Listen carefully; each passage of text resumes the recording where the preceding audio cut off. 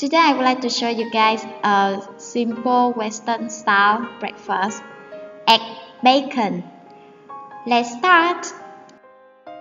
At first we fry bacon on hot pan because I'm gonna do 6 pieces, so I fry 6 slices of bacon. We don't need to add any oil here because later the fat will come out.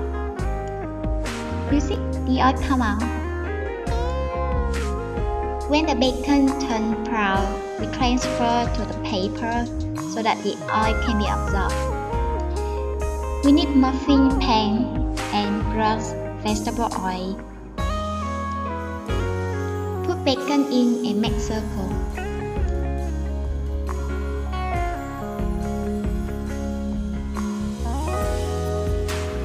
Here I use 6 eggs.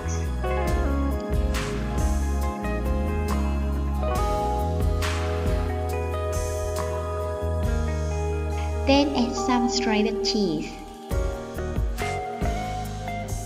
Add some herb. Here I use dry oregano, but you can use any herb of your choice. You can use either fresh or dry herbs. Bring to bake in preheat oven at 180 Celsius in 15 to 20 minutes. After 15 minutes, it's ready to be served.